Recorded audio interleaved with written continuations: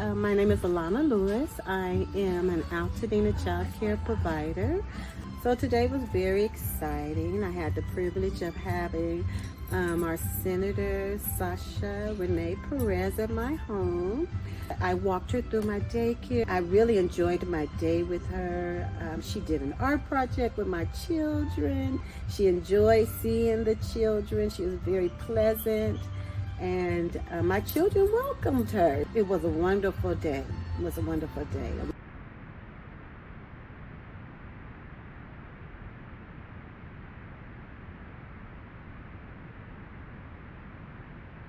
Can sometimes be overwhelming because you do have the remembrance of that night when everything happened and the effects of everything you had to go through in the process.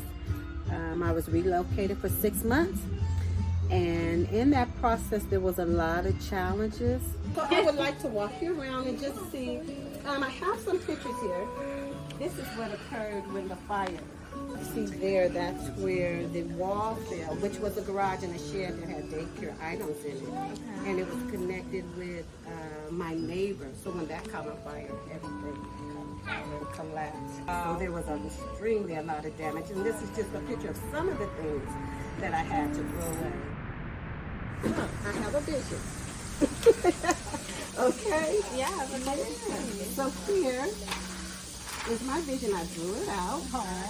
So are you familiar with the indoor homes that they have at the indoor playground? I don't think so. Okay, so I'm going to put here against this wall 3 little buildings. I'm just going to say, like, maybe this would be Macy's. Okay. Okay. Ralph. Maybe Trader Joe's, something like that, because I can word it how I want to word it, or maybe a gas station.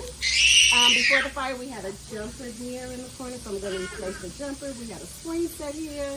The kids loved the swing set, and we had a merry-go-round. So those 3 things will be replaced. And I'm getting this awesome bike track. That I'm going to get. So we'll place it right here since we can't do it because we had a road before. So we'll replace it with that, and we have a stoplight and a stop sign, and then we'll do our bikes and our basketball court. So it's going to be so huge. Yeah, so this is my vision. Okay, Yeah, wow. this is what I'll be doing.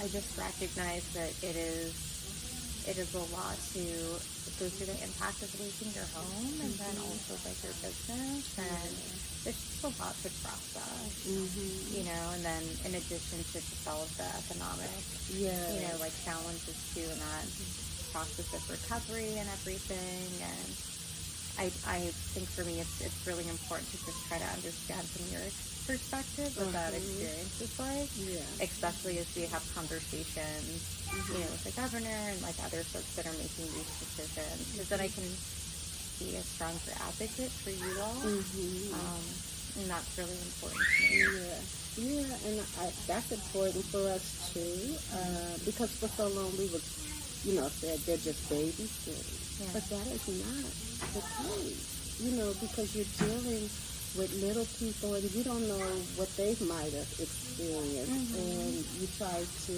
help the families in meeting the needs. I've had a family who would come and they hadn't even had breakfast. Oh wow. And so I would leave the breakfast out late because mom was going through something, and she had some mental challenges, and I just picked up on it. So, it's those kind of things, right, that you have to tune into. First of all, they're little people. We was once little people. Somebody loved and cared for us, so we have to pass that down. And I know a lot, I'm not just speaking for myself, but I know a lot of my provider friends, they go beyond in helping, the children. We do the pickup and the drop-off. Sometimes you might have to be in a position you have to take care of them when they're sick. Providing sometimes diapers, because you have some families that can't afford, the diapers or maybe shoes at that time. So you find resources, to help, because we're for real dedicated providers. Yeah, of course. This is going to continue to be a topic of conversation. It was one we had earlier this year, but around raising the rates, particularly for childcare providers, and making sure that they're being paid fairly and they're being paid a wage that represents the value of the work that they do every day. In addition to that, I think Alana also highlighted some areas where the state can do some additional work in terms of the wage reopener, which is really helpful for me to know. And, what I also want to make sure is we're continuing to have these conversations, particularly for providers that are not just working, but also going through the recovery process, because they're going through a very unique experience that I want to make sure I'm supporting them in. Child care work is an essential part as a whole of the world.